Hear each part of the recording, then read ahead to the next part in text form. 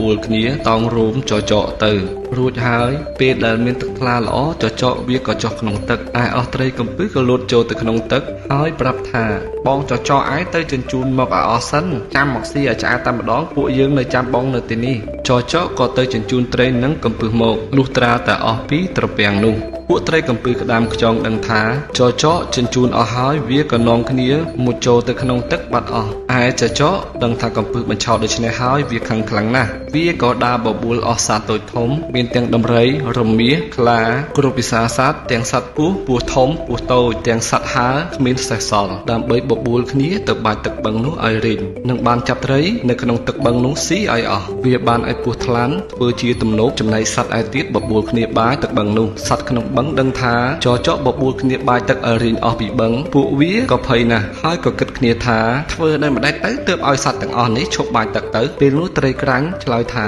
ខ្ញុំលើកគេនិយាយថាបងសុភាទន្សាយជាអ្នកមានប្រាជ្ញាខ្លាំងណាស់នងចេះជួយដោះទុក្ខមនុស្សសត្វផងដូច្នេះខ្ញុំនឹងទៅប៉ាំងបងសុភាទន្សាយឲ្យជួយមកដោះទុក្ខពួកយើងទាំងអស់គ្នាពួកត្រីគិតគ្នាហើយក៏ប្រើត្រីក្រាញ់ទៅអញ្ជើញសុភាទន្សាយត្រីក្រាញ់ក៏ននៀលចេញទៅលុះដល់ថ្ងៃក៏ក្រៀមស្រកាអស់